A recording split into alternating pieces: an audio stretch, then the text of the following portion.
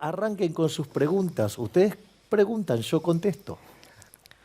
Hola Javier, mi nombre es Sofía, ¿Qué tal, Sofía? soy de Capital Federal y mi pregunta es respecto al lenguaje inclusivo en la educación. Por ejemplo, en mi colegio nos dan en textos en lenguaje inclusivo y quería saber qué opinas al respecto. Bueno, en principio yo no estoy a favor de lo que es el lenguaje inclusivo. Es decir, en rigor, si vos querés hablar lo que vos quieras, vos lo podés hacer libremente. Y es una elección tuya de cómo decidís comunicarte o interactuar con el resto de las personas. Lo que a mí me parece mal es que desde lo que es, vos estudiás en una institución estatal. Sí, en una escuela pública. Bueno, entonces eso en el fondo constituye adoctrinamiento, porque en el fondo vos podés elegir hablar en el formato que quieras y después si la gente te entiende o no es un problema tuyo y de la gente y cómo te vas a comunicar. También, digamos, hay una cuestión que tiene que ver con el uso del idioma español, que suele ser vulnerado con ese tipo de lenguaje. Pero a mí lo que me parece grave es que el Estado, sacándole recursos por la fuerza a los individuos, imponga una agenda. Es decir, eso violenta lo que sería la educación y además, en el fondo lo que Entonces, en el fondo ustedes lo que encuentran en esa situación es que ahí hay un claro adoctrinamiento. Es decir, que es en el fondo lo que trata de imponer la izquierda en todo lo que es su agenda posmarxista, en términos políticos, si ustedes quieren, o neomarxista, o sea, la forma que ustedes le quieran dar, o marxismo cultural, donde básicamente lo que hace la izquierda es imponer estos temas y generar disputas, ¿sí? Lo que era la vieja lucha de clases, que en lo que era la visión marxista entre capitalistas y trabajadores, en realidad ahora se plantea en distintas cuestiones. Una de ellas es justamente el lenguaje. ¿Por qué? Porque en el lenguaje es cómo vos materializás y expresás tus pensamientos. Entonces, una forma de romper tus pensamientos es también de construirte a partir del lenguaje. Por lo tanto, estoy absolutamente en contra que eso se haga en la educación, porque de última tiene que ser una decisión tuya y mucho menos que eso se haga además con recursos que se le sacan por la fuerza a los pagadores de impuestos. Mi pregunta es, ya que para nosotros el futuro es liberal, con la Argentina soñada que tenemos, ¿cómo podrías explicarle a una persona la visión de la potencia que queremos transformar? Bueno, lo primero que hay que tener en cuenta es que aquellos países que son más libres tienen un PBI per cápita que es 8 veces más grande que los países que son reprimidos. Eso básicamente tiene una contracara, es que la tasa de crecimiento de un país libre es más que el doble que lo que es la tasa de crecimiento en un país reprimido.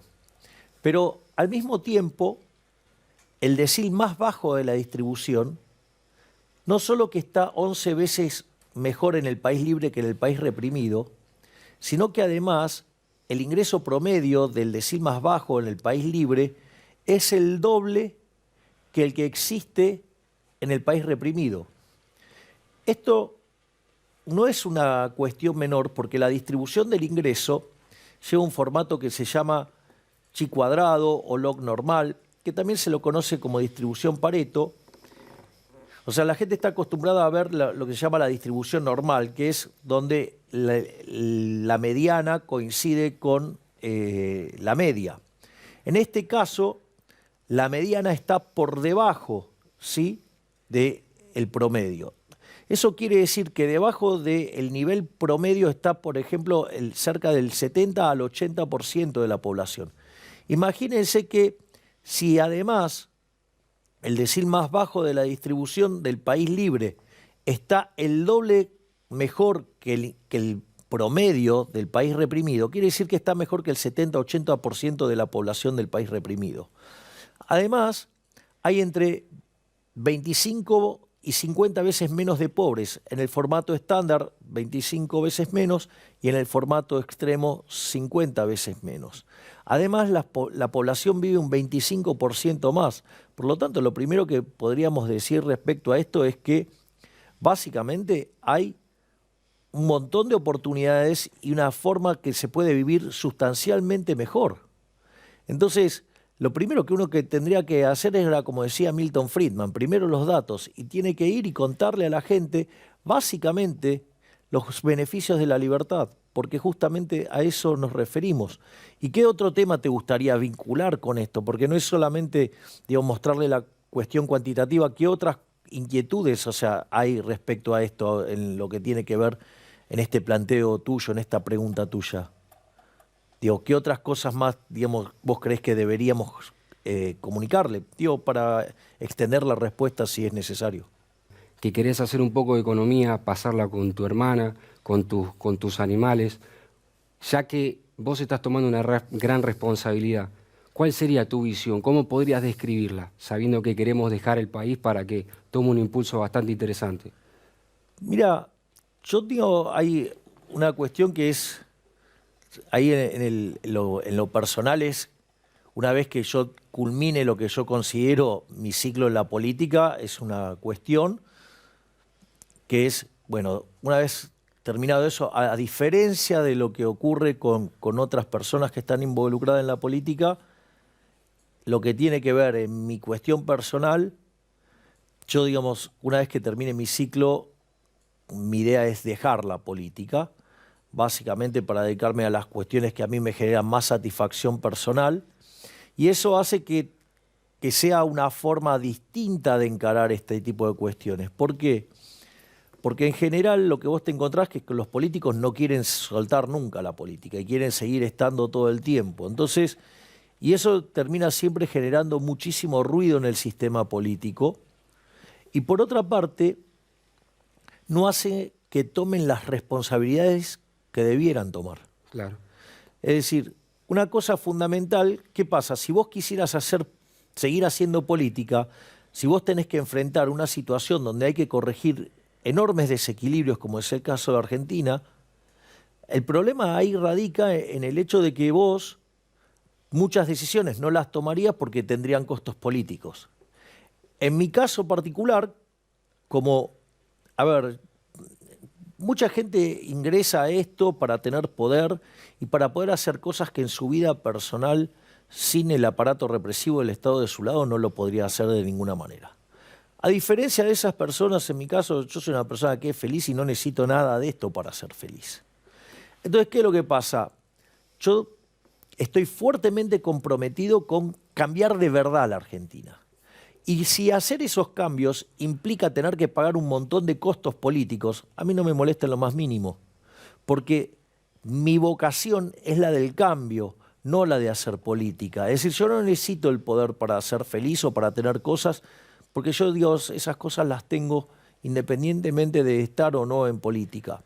Eso implica también una forma distinta de hacer política, porque en general, básicamente, el político que te pide el voto para tener el poder él y hacer lo que quiera. Con lo cual yo voy a hacer lo que considero que hay que hacer. En ese sentido, yo tengo una visión de lo que hay que hacer, sé cómo hay que hacerlo, tengo la convicción para hacerlo, y en ese sentido, si yo tengo que pagar costos políticos por hacer lo que hay que hacer, yo no tengo ningún tipo de problema, porque una vez terminado mi ciclo en la política, yo voy a dejar la política. O sea, esa es una cuestión, digamos, personal mía. Entonces, eso hace que se enfoquen las cosas de manera distinta. Vos fíjate, cuando yo, por ejemplo, hablo de las reformas, que yo hablo de tres generaciones de reformas, y hablo de los procesos de convergencia. El proceso de convergencia es el tiempo en el cual un país que está, digamos, en desarrollo, ¿sí?, o un país emergente, si vos querés, tarda para alcanzar el estadio de un país desarrollado. Ese proceso que se llama convergencia en la literatura del crecimiento económico, Argentina para alcanzar a Estados Unidos en dinámica tardaría 35 años. Entonces yo no estoy planteando una agenda de 4 o de 8 años. Es decir, es una agenda de por lo menos 35 años y es una agenda que obviamente me excede a mí y en el fondo lo que yo quiero hacer es empezar a plantar el árbol, más allá de que esa sombra la pueda disfrutar o no yo mismo. O sea, básicamente es eso, es la vocación por cambiar definitivamente al país para volver a abrazar las ideas de la libertad y volver a ser una potencia mundial. ¿Qué pensás respecto a la despenalización del consumo de drogas?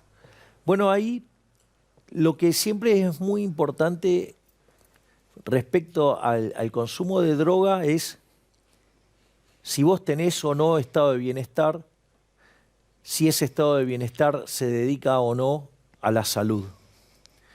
Si vos lo vas a plantear en una sociedad absolutamente libre, lo primero que hay que tener en cuenta es que la libertad también implica responsabilidad. Entonces, si vos lo quisieras plantear en el caso más extremo, lo ponemos en un contexto filosófico, por decirlo de alguna manera, y planteamos el anarcocapitalismo y nos ponemos el traje de los Sócratas, en ese caso vos lo que estarías haciendo es tomar una decisión que podría ser consumir drogas y básicamente como vos te vas a hacer cargo de tus decisiones y obviamente vas a pagar los costos de tus decisiones, yo no tendría por qué estar metiéndome en eso. Es decir, no tendría que haber ningún tipo de intromisión, o sea, vos lo tendrías que poder hacer libremente, ¿sí? Ese es el primer contexto. Ahora, ¿cuál es el problema cuando vos tenés Estado y ese Estado además es un estado de bienestar que además se ocupa de los temas de salud? Es decir, y forma parte del gasto. ¿Cuál es el problema? El problema es que, claro, vos podrías drogarte. Ahora el problema no es que vos te drogues solamente. El problema es que vos no vas a pagar los costos de drogarte, es decir, los vamos a pagar todos nosotros. Entonces, ¿cuál es el problema? Que ahora tus decisiones, donde cuando vos te decidas drogar, eso va a tener impacto sobre tu salud, eso va a tener impacto sobre tu desempeño laboral, eso va a tener un montón de costos que ahora no los vas a pagar vos, sino que los va a pagar el resto de la sociedad. Entonces, y esos recursos a vos te los están sacando por la fuerza. Entonces, básicamente, cuando aparece esa situación, lo que vos decís es, no, bueno, entonces si yo tengo que estar pagando la cuenta de tus decisiones, no solo por cómo afecta a la salud, sino cómo además va a afectar a tu capacidad de generar ingresos y eso además va a implicar que además después te tengamos que estar subsidiando. Entonces decir, no, yo no quiero pagar los costos de tu cuenta. Y si me los vas a hacer pagar por la fuerza, porque eso es lo que es el Estado, o sea, el Estado, nadie paga voluntariamente los impuestos. Recuerden siempre que yo no me voy a cansar de repetirlo. Mises decía, mientras que los socialistas sigan repitiendo sus mentiras, nosotros los liberales les vamos a seguir contestando con nuestras verdades, que es el hecho de que a vos esa plata te la sacan por la fuerza. O sea, entonces, a ver, o por el caso, no sé, de Al Capone. Al Capone lo acusaron de traficante, lo acusaron de asesino, pero terminó yendo preso por no pagar impuestos. Es decir, que la de la casta no se toca. Entonces, ¿cuál es el problema? El problema es que los impuestos te los van a sacar de todas maneras, entonces lo que voy a decir es, pará, entonces yo quiero que esa cuenta quede más controlada, que quede compactada. ¿Por qué? Porque yo me estoy haciendo cargo de la cuenta. Entonces, en ese sentido, cuando vos tenés estado de bienestar que se ocupa de la salud, vos tenés todo el derecho de decir, no, pará, yo no quiero pagar esto. Además, ahora cuando aparece esa prohibición, aparece también otro efecto colateral, que es el hecho que se genera fuera del mercado, propiamente dicho. Como vos vas a tener restricciones, eso va a generar retornos extraordinarios, porque vos vas a tener que luchar contra el aparato legal, cosa que pasaba en la ciudad de Chicago en la década del 20 con la prohibición del alcohol. ¿Sí? De hecho, Eliot Ness, hay películas sobre Los Intocables, era muy eficiente. Eso implicaba que entonces los retornos de estar en la actividad paralela eran muy grandes. Y eso que hacía atraía gente peligrosa. Entonces, que resolvía sus diferencias como a los tiros. En ese contexto, ¿qué es lo que tenés? Que básicamente, cuando vos pones estas restricciones, también tienen que un costo en términos de seguridad. Entonces, lo que vos tenés que considerar ahora es, por un lado, sí, te vas a estar ahorrando todo lo que tiene que ver con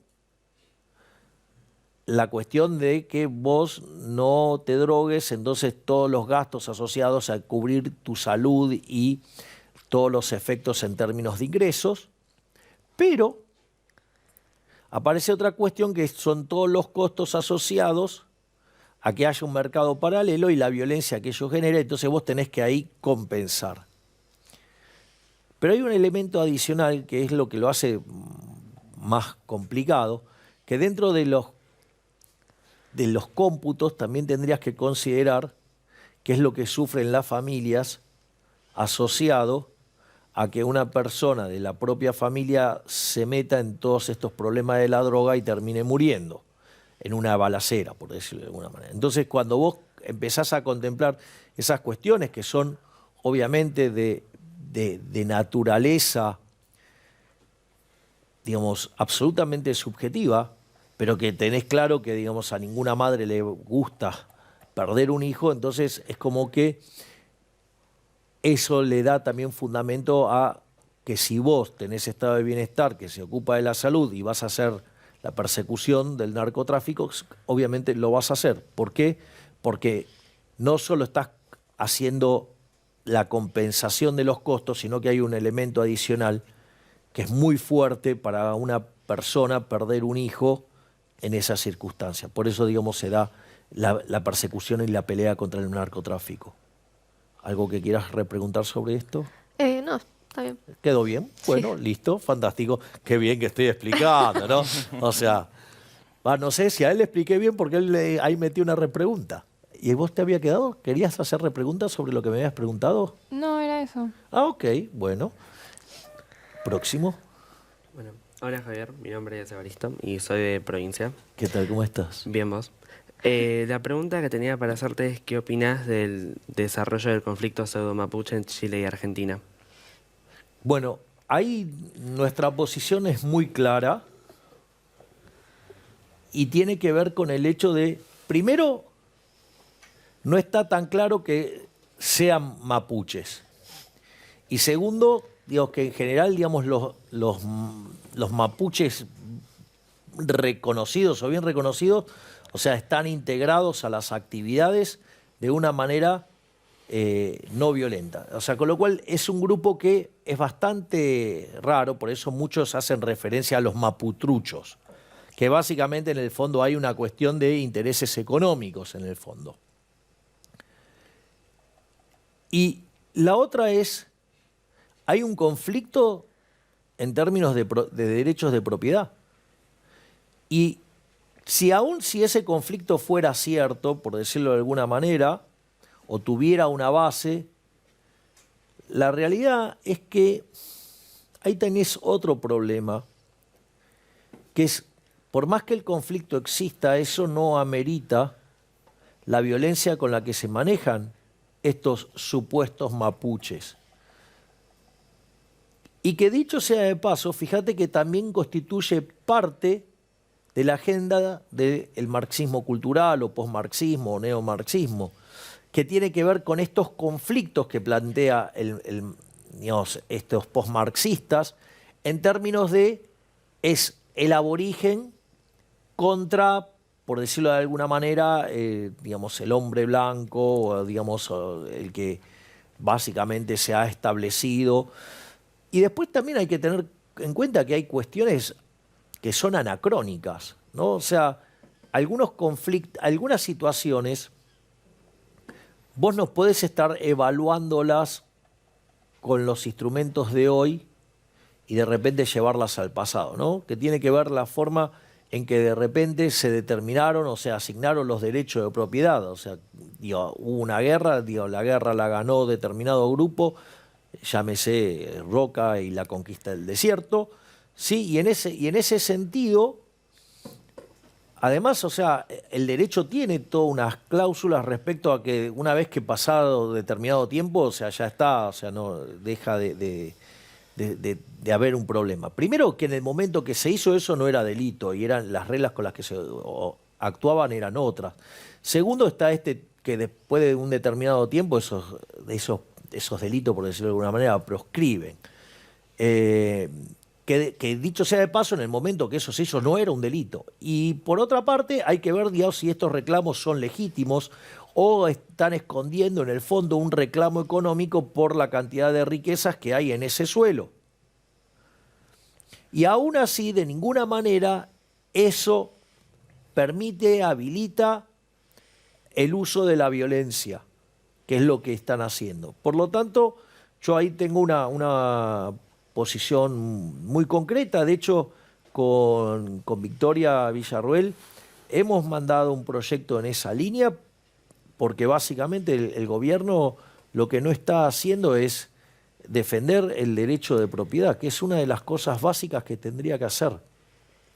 Y esto, fíjense que esto es interesante para ver cómo actúa el marxismo cultural, posmarxismo, díganle como se le da la gana.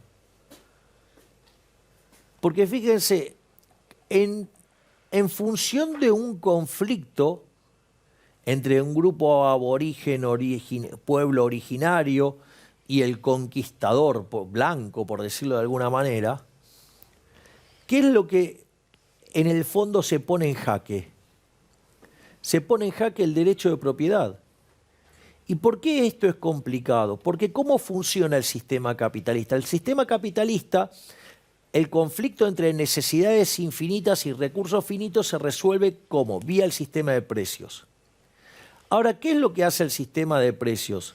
Suponete que yo, digamos, tengo estos anteojos y a vos te parece interesante comprármelos. Entonces empezamos a interactuar y entonces yo te termino entregando estos anteojos por una determinada cantidad de dinero. Eso lo que hace es generar un registro histórico que se llama precio. El precio básicamente es un mecanismo de transmisión de señal donde va a haber gente que va a querer comprar y va a haber gente que a este precio va a querer vender. Por lo tanto, se coordinan respecto a esa señal de precios y si hay una diferencia entre demanda y oferta, lo que va a ocurrir es que va a ajustar el precio y eso es lo que va a coordinar al sistema económico. Vos fíjate que lo que está haciendo el marxismo cultural con esta lucha entre el aborigen y el hombre blanco o el conquistador es dinamitar el derecho de propiedad. Es decir, que es una forma de atacar al sistema capitalista, pero desde la cultura. Nombre y pregunta. Hola Javier, soy Diego. Bueno, mi pregunta va apuntada a la educación. ¿Puedo hacer una pregunta antes, Diego? Sí. Sos como una suerte de Bill Wyman joven. ¿Sabés quién es Bill Wyman? No. Ese es el gran momento para mí de demostrar que sé de los Rolling Stones. Bill Wyman era el bajista de los Rolling Stones. O sea, la formación original de los Rolling Stones, la banda de rock and roll más importante de la historia, que arrancó en 1962, Mick Jagger, Keith Richards, que siguen girando por el mundo. Después estaba Brian Jones, que después fue reemplazado por Mick Taylor, que después fue reemplazado por Ron Wood, que Ron Wood sigue. El bajista era Bill Wyman, sí, y el baterista, que en paz descanse, digamos, nuestro querido Charlie Watts.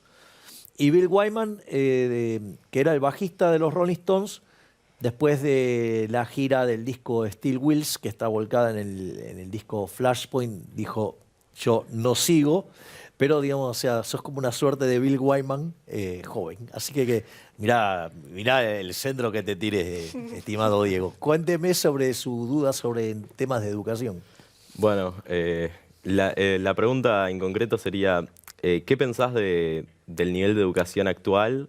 ¿Qué modificarías y cómo lo harías? Bueno, yo tengo varias críticas en lo que respecta a la educación, porque lo primero que hay que entender es que, más allá de cualquier definición que hagamos y todo, la situación de la educación en Argentina es lamentable. A ver, Argentina es el primer país que eliminó el analfabetismo en el mundo. Y sin embargo, hoy cuando miramos las pruebas PISA, Argentina está entre los peores de América Latina. Argentina solamente tiene en el lote de excelencia menos del 1% de los que participan. En algún momento Argentina fue expulsado de las pruebas PISA por sesgar la muestra, es decir, que no se tomó una muestra representativa, sino que se buscó poner los colegios de mejor desempeño y aún así tuvimos estos números deplorables. Hoy más del 50% de los chicos no terminan la secundaria. No solo eso, sino que además el 50% de ellos además no pueden comprender un texto. El 70% no puede resolver un problema de matemáticas, con lo cual es una situación extremadamente complicada. Es decir, cuando ustedes miran lo que es la evidencia empírica del crecimiento económico, la teoría moderna del crecimiento económico empezó con un artículo de Robert Solow del año 56 que plantea el modelo neoclásico de crecimiento económico, que en paralelo lo hizo otro autor que se llama Trevor Swan, por eso a veces se habla del modelo Solow-Swan. Y en el año 57 Solow lo testeó eso y solamente pudo explicar el 15% del crecimiento. A partir de ahí, la crítica que hizo la Universidad de Chicago, donde el director del Departamento de Economía era George Stigler, lo que le dice es que el problema es que a ese modelo le falta el capital humano. Y ahí en la Universidad de Chicago se desarrollaron dos líneas de análisis. Uno es el caso de lo que tiene que ver con la microeconomía, que ahí está el trabajo sobre capital humano de Gary Becker, que es más a nivel individual, que es una literatura hoy sumamente extendida, donde muchos básicamente hablan del tema del capital humano. Y hay otra línea que tiene que ver con el crecimiento económico. Esa línea vinculada al crecimiento económico fue desarrollada por un japonés llamado Hirofumi Usawa, que para los argentinos es muy importante la historia de Usawa, porque Hirofumi Usawa fue el tutor de tesis de Miguel Sidrausky. Miguel Sidrausky, una persona, un argentino que estudió en la Universidad de Chicago, que murió a los 28 años, pero escribió una serie de artículos que revolucionaron la profesión, y justamente su tutor de tesis había sido Hirofumi Usawa. Y ahí Hirofumi Usawa resuelve el problema del crecimiento económico con capital humano. Y la realidad es que después la profesión decidió tomar otro camino, y ese camino solamente se retomó a mediados de la década de los 80, a partir del momento en el cual Paul Romer, premio Nobel de Economía hace no mucho tiempo, desarrolló la teoría del crecimiento endógeno, también en la Universidad de Chicago, cuyo tutor fue Robert Lucas Jr., que además alguien que interactuó también con Hirofumi Usawa, y a partir de ahí lo que se hizo fue testear empíricamente. Y ahí uno lo que encuentra es un trabajo de Gregory Mankiw, David Romer y David Weil, donde ellos lo que hacen es testear la hipótesis de crecimiento con capital humano, y ahí logran explicar el 85% del crecimiento, es decir, 70 puntos porcentuales del crecimiento es explicado por el capital humano. ¿Qué quiere decir esto? Es que es fundamental el capital humano para el desarrollo de un país. Ahora, el capital humano tiene dos partes. Una que es la alimentación. Cuando ustedes miran la historia del capitalismo, una de las cosas que van a ver o la historia de la humanidad, es que en los últimos 250 años hubo un desarrollo y un crecimiento fenomenal. Y ustedes tienen lo que es la fase del siglo XIX y la fase del siglo XX, y bueno, ahora el siglo XXI, digamos, a lo que es los registros de los históricos, vuela, por decirlo de alguna manera, a pesar de las crisis y todo, y a pesar de los keynesianos y de los políticos. ¿Y qué es lo interesante? Que el primer impulsor del crecimiento y que generó también gran despegue fue que la gente empezó a comer. Es decir, ha habido un rol importantísimo con lo que tiene que ver con la alimentación de la gente. O sea, que es lo que se llama el capital humano de primera generación, y el capital humano de segunda generación tiene que ver con la educación. No solo la educación ya sea en instituciones formales, sino que también tiene que ver con el learning by doing, o sea, el aprendizaje en la práctica. Y vos fíjate esto, Argentina no solo que está teniendo un desastre en materia educativa, sino que además hay un problema más grave, que hoy cerca de 2/3 de los chicos argentinos están debajo de la línea de la pobreza. Esto quiere decir que además, acorde a estimaciones como por ejemplo las que hace la UCA, que mide la pobreza en forma más amplia, no solo por línea de ingreso, y que además contempla las comidas que hacen a diario los chicos, quiere decir que además los chicos ni siquiera completan las comidas mínimas como para alcanzar un buen desarrollo intelectual y poder después rendir en el colegio. ¿Qué quiere decir esto? Que no solo tenemos un problema con el capital humano de segunda generación, sino que además estamos dinamitando el capital humano de primera generación. Y eso es profundamente grave. Por lo tanto, la primera medida que tenés que hacer es explicarle a la gente cuál es el verdadero problema. Es decir, le tenés que mostrar los datos a la gente y que tomen conciencia del problema, y que si seguimos con estas políticas como las que estamos llevando a cabo, o sea, nos vamos a convertir en una villa miseria en menos de 50 años. La otra cosa que también es muy importante para tener en cuenta en esto es que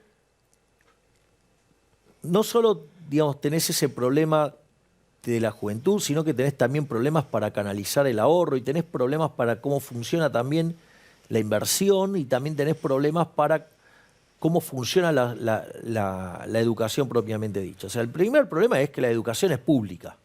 O sea, y ahí vos tenés también graves problemas de adoctrinamiento. Es decir, si vos quisieras construir, no sé, por ejemplo, la carrera de economista, si vos hicieras una carrera, ¿sí?, con profundo sentimiento liberal, lo que te va a pasar es que la CONIAU no te lo va a dejar pasar. Entonces, ahí vos tenés unas cuantas restricciones. Pero por decir algo, ¿no? O sea, ni que hablar de los niveles de adoctrinamiento que hay en facultades como Ciencias Sociales, ¿no?, de la Universidad de Buenos Aires, o la persecución que existe hacia los que tienen pensamiento liberal. De hecho, yo recientemente tuve que renunciar a la Universidad de Belgrano, donde yo daba clases, justamente por persecución. O sea, básicamente lo que hacían era plantar profesores que lo único que hacían eran agredir a mis alumnos o nutrirlos de elementos para agredirme en mis clases. Obviamente nunca lo lograron hacer de manera exitosa, pero evidentemente cuando vos te dabas cuenta que parte de las autoridades de la universidad eran parte de ese armado, vos decís, ¿para qué voy a seguir acá si en el fondo, o sea, es un motivo de conflicto permanente? Por lo tanto, la forma en la cual se arregla el tema de la educación es entender todas estas problemáticas, y una de las cosas que yo propongo es que haya competencia. ¿Y cómo lográs competencia? Si vos tenés una competencia desleal, si vos ahí lo que tenés es instituciones que no cobran e instituciones que cobran. En realidad, para que haya competencia, todas deberían ser aranceladas, y lo que vos tenés que hacer es, si la población se puso de acuerdo en que tiene que haber educación, eso se financia con el pago que hacen los argentinos en este caso, y vos ¿qué harías? Darías vouchers. Entonces, al estar, si vos querés, subsidiando la demanda, eso obligaría a las instituciones educativas a competir. Entonces todos tendrían acceso a la educación, pero esa educación sería de mejor calidad. Y las que lo hacen mal quebrarían, y los que hacen bien progresarían, y eso lo que generaría es que mejore la calidad de la educación. Pero nada sirve todo esto si antes a la gente no les das de comer. Sí. Si pensás que es posible o en algún caso necesario hacer una reforma constitucional. A ver, yo creo que la Constitución del 94 generó un montón de problemas, y lo ideal sería poder volver a la Constitución de Alberdi. El problema es que eso abre una caja de Pandora y me parece que hay demasiados riesgos para una idea de esas características. Las cuestiones más complicadas, por ejemplo, lo que tiene que ver con la coparticipación, existen instrumentos legales para encontrarle la solución, pero me parece que, salvo que vos me digas que se puede optar por una constitución o la otra, no tenés muchas chances de hacer la apertura de la caja de Pandora, porque te puede llegar a salir cualquier cosa y me parece que puede tener son riesgos enormes. Aparte, cuando vos tenés planteado hacer algo así, lo tenés que proponer como un eje de campaña. Y la realidad es que, fíjense que a mí sistemáticamente me acusan de ser antisistema. Y eso es falso, porque yo me metí dentro del sistema y compito con las reglas del sistema, no hago trampa como hacen otros que utilizan recursos del Estado para perseguir a opositores, para operarlos, para hacer operaciones de difamaciones y persecución. Y aún así yo sigo jugando dentro de las reglas del sistema. ¿Por qué? Porque mire, esto es muy simple. ¿Saben qué? La hinchada argentina es maravillosa, alienta bárbaro, es muy colorida, es fantástico. Pero ¿sabes qué? Los goles lo hace Messi. Y si no crees eso, ¿sabes qué? Poné una pelota en el medio de la cancha y a ver si se mueve con la gente alentando. Es decir, los goles los hace Messi. Entonces, en ese sentido, si uno decidió participar dentro del sistema y con las reglas del sistema, yo, desde mi punto de vista, no es un momento para plantear algo así. No es en la situación en la cual creo que podríamos hacer un cambio de semejante magnitud. Por lo tanto, de hecho, no es parte de mi proyecto presidencial estar tocando eso. O sea, me parece que es una discusión ya más allá de las 3 familias de generaciones de reformas. Así es que eso es lo que yo considero. Digo, lo ideal sería volver a la Constitución de Alberdi. Me parece que no están dadas las condiciones para hacerlo desde el punto de vista político, ni tampoco desde el punto de vista social. Y además, con las reglas que vos tenés, vos podrías encarar las reformas que hay que hacer para que el sistema funcione. Por lo tanto, yo creo que en ese sentido no es necesario avanzar en eso. Así es que, dadas las respuestas, salvo que quieras repreguntar algo o que estés contento con la respuesta, podemos empezar a interactuar los 7 y abrir un diálogo, y ustedes, hasta que las velas no ardan, o sea, hasta que el momento que termine el programa de hoy. Así que si algo quieren decir, preguntar, agregar, o algo en lo que prefieran que profundicemos. Yo tengo una pregunta. Sí. O sea, por ejemplo, yo estoy en el CBC, Universidad Pública, y mis profesor de... Sí, de gestión estatal. Claro. O sea, son todas públicas, Sí. porque están todas reguladas. Nada, la cuestión es que mi profesor de economía, también el director de cátedra, todos siempre te tiran mucho hate. Son pro dictadura, negacionista y... Bueno, esos son básicamente lo que se llama falacias ad hominem. De hecho, yo no soy pro dictadura y eso es falso. Lo primero que habría que decirles es que el liberalismo es el respeto irrestricto del proyecto de vida del prójimo, basado en el principio de no agresión y en defensa del derecho a la vida, a la libertad y a la propiedad. Por lo tanto, difícilmente yo pueda ser pro dictadura cuando soy pro libertad, pro principio de no agresión, y además, o sea, dentro de los derechos que defiendo es el derecho a la vida, a la libertad y a la propiedad, cuando, digamos, las dictaduras se llevaron puestas vidas humanas y la libertad de los seres humanos. Por lo tanto, lo primero que puedo decir es que están mintiendo claramente. O sea, el problema es que la izquierda tiene este problema de la proyección, ¿no? Donde básicamente ellos son los que le tienen que dar cuenta al mundo, ¿no? Porque el sistema que aplicaron fue un fracaso en lo económico, en lo social, en lo cultural, y ellos son los que asesinaron a 150 millones de seres humanos. Ellos son los que siempre tuvieron que imponer por la fuerza ese sistema nefasto que empobrece, que quita la libertad, que quita vidas y que lleva a una situación miserable. Así es que, en realidad, uno le debería decir primero los datos y quizás estés necesitando terapia, estimado amigo de la izquierda. Está bien. ¿Alguna cosa más? A mí me pasa algo similar que lo que le pasa a ella, también en la UBA. Tengo una profesora que, bueno, es creo que subsecretaria de género en la UBA. Bueno, pidió por favor que cualquiera de las chicas, si se siente acosada, que vaya y denuncie. Bueno, después con respecto al lenguaje, la verdad que se deforma todo cuando habla. Lo mismo, bueno, los compañeros, digamos, a mis compañeros del curso, o sea, de la comisión, o sea, todos le siguen el juego a ella, o sea, pero piensan igual, o sea, eso es lo peor. Y bueno, a mí cada tanto me tira como un palo. No O sea, sé, estás recibiendo hostigamiento por parte de una profesora que además se dedica a adoctrinar. y Es sí, decir, se dan cuenta la violencia, ¿no?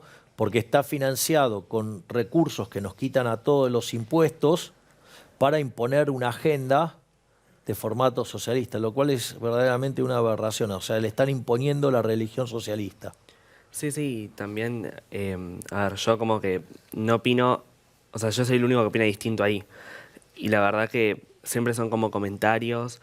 La vez pasada me dijo que era macrista porque decía que Alberto Fernández, ella dijo que Macri, o sea, apoyó la dictadura de Bolivia en 2019. O sea, yo le dije, bueno, le digo, a ver, pero le digo, Alberto Fernández quiere reforzar los lazos políticos con Venezuela, le digo. O sea, y eso no es ser No un solo con dictador, le Venezuela, digo. con Nicaragua, o O sea, sea, yo sé- fue y por poco se arrodilla frente a la estatua de Mao Zedong.